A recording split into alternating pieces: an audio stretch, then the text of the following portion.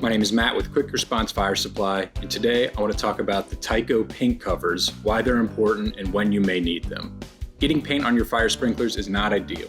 If any paint gets on them during a project, you will need to replace them in order to ensure 100% functionality and maintain compliance in your system.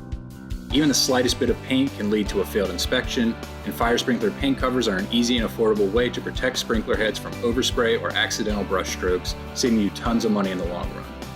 These Tyco paint covers are available in two models, the Z84 and the Z392. The Z84 is 2.5 inches deep and fits over Tyco sprinklers with a style 50 escutcheon. The Z392 is 3.25 inches deep and fits over Tyco sprinklers with a style 10, 15, 20, 30, 40, or 70 escutcheon. They are a highly visible red color, making it easy to spot against the most common ceiling and wall paint finishes.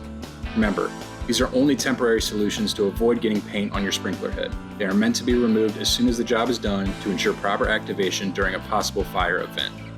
To view these Tyco and other branded paint covers, visit QRFS.com/paintcovers.